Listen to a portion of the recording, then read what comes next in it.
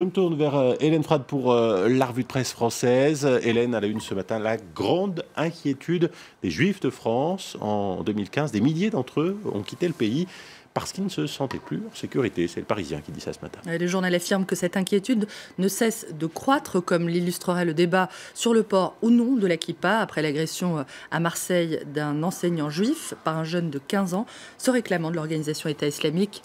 Auparavant, il y a eu Ilan Halimi, les tueries de Toulouse et de l'Hypercacher à Paris.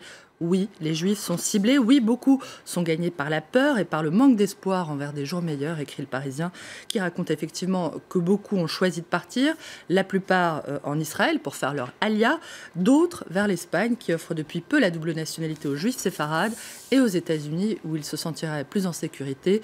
Ignorer l'inquiétude qui grandit jour après jour chez les Français juifs serait intolérable et irresponsable, prévient le journal. Les Juifs de France sont-ils condamnés à fuir ou à se cacher?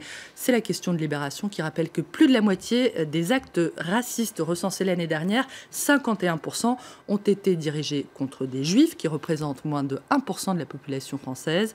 Un chiffre qui a été mesuré par le ministère de l'Intérieur en collaboration avec le service de protection de la communauté juive et l'Observatoire national contre l'islamophobie qui a aussi recensé une multiplication des actes contre les musulmans l'année dernière. C'est un chiffre qui amène Libération à rappeler la solidarité fondamentale de la nation avec les Français juifs menacés par le nouvel antisémitisme et le devoir de l'État d'assurer la sécurité des minorités françaises, quelle qu'elle soit.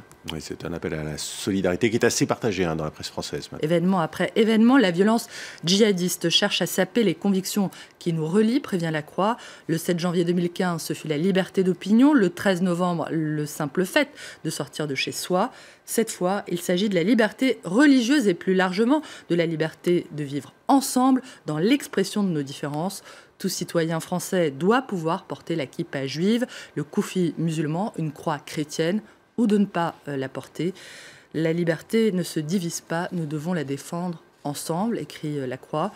Le gouvernement a rappelé qu'il n'avait pas de position sur ce débat, mais la responsabilité de protéger un rappel que l'opinion juge salutaire, qui juge aussi que les événements de Marseille et le déferlement de réactions politiques en tout genre, y compris des députés portant la kippa à l'Assemblée nationale, soulignent à quel point la France est perdue, déboussolée face aux faits religieux.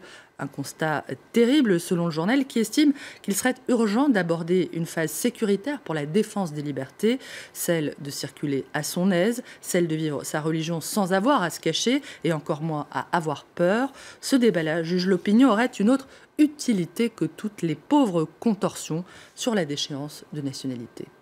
À la une également ce matin, Hélène, le 5e anniversaire du début des printemps arabes. Il y a 5 ans, jour pour jour, le président Ben Ali était contraint à l'exil. 5 ans après, les rêves de démocratie portés par les révolutions populaires se sont évanouis, laissant place à un chaos qui gronde aux portes de l'Europe, d'après le Figaro, qui évoque le bilan chaotique donc des printemps arabes. 5 ans de descente aux enfers.